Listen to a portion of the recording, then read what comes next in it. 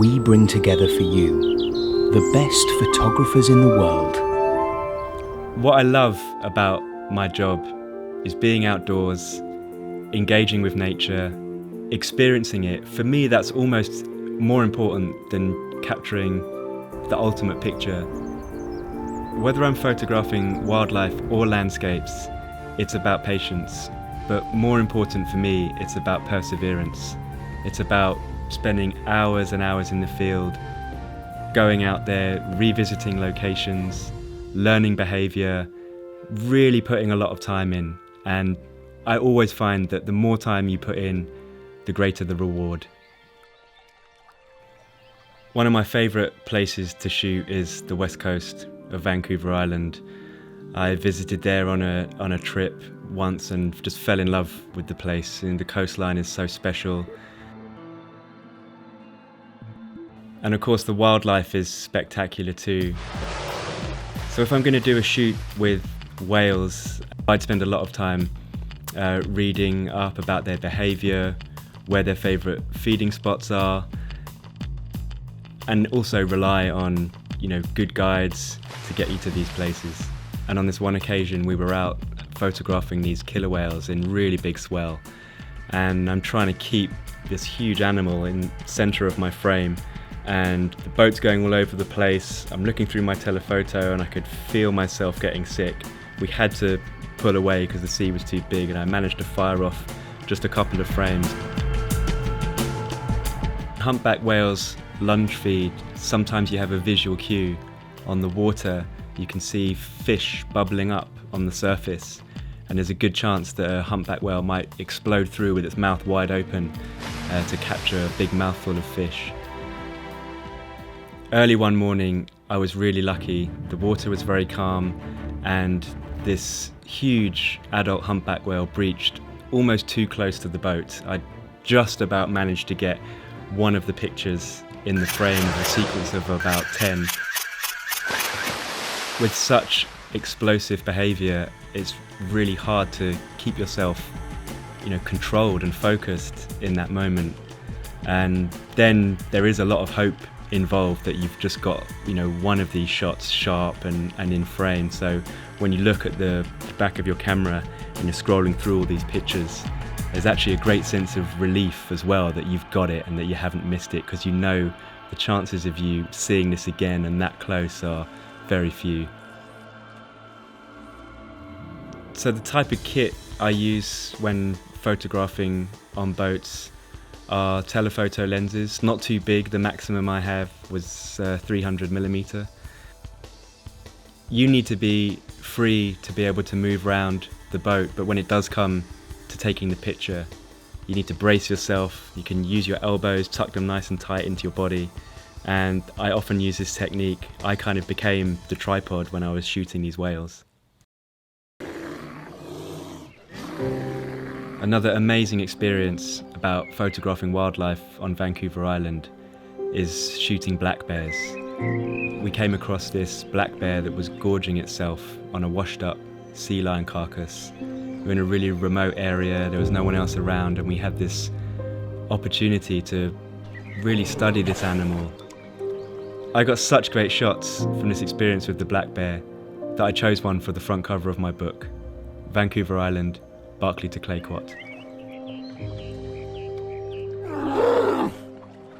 The west coast of Vancouver Island really lends itself well to landscape photography. Beaches and rocky headlands face in different directions, so it's good for sunset and sunrise. And this particular picture that's a favourite of mine, I'd spent a lot of time visiting this location over and over again. I knew the composition that I wanted, I just had to wait for the right light. And in the end it paid off, and I got this beautiful sunset and all the elements came together just how I wanted. I use a tripod, I sometimes use graduated filters, sometimes use polarizing filters, but for me it's about the location and seeing something beautiful and really trying to capture that in a picture is the greatest challenge. I also know this amazing place to engage with nature.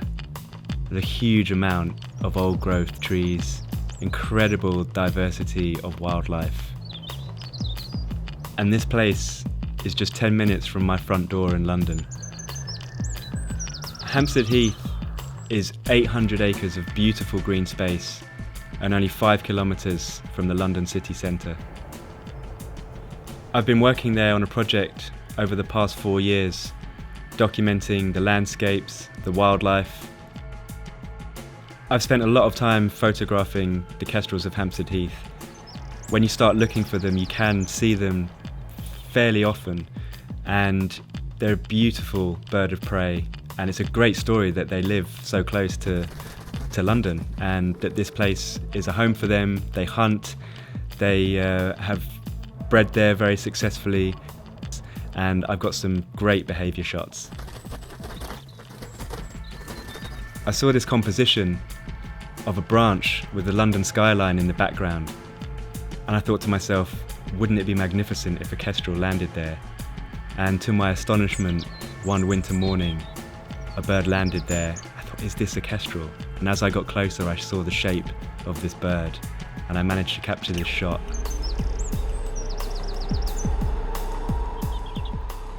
I love shooting wildlife from a low angle. I think it really helps to tell the story when you get down at the animal eye view, and particularly around water. If you're at the water level taking a photograph of a bird, you enter into their world. For these shots, I really like using my Canon 5D Mark III combined with the 300mm 2.8 telephoto lens. It's pin sharp, and you get a very natural, shallow depth of field, which really helps the subject to stand out against the background. To freeze the action, I would use a shutter speed of around about 1,000th of a second or higher, and an f-stop of f4 or f5.6, just to give me that little bit more room for sharpness. I'm always looking for new and adventurous angles in my photographs, and I had this opportunity to climb an old growth oak tree.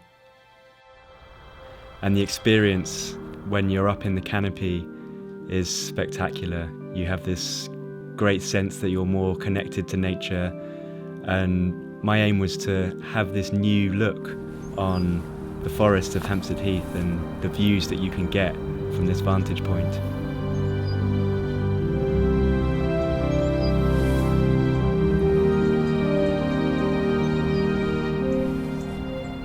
So I've spent 4 years of my life photographing on Hampstead Heath, and in order to get this work published in a book, I've started a Kickstarter campaign, and it's not always easy for photographers to realise their dreams, and with this crowdfunding platform I'm really hoping to raise enough money to get the book published.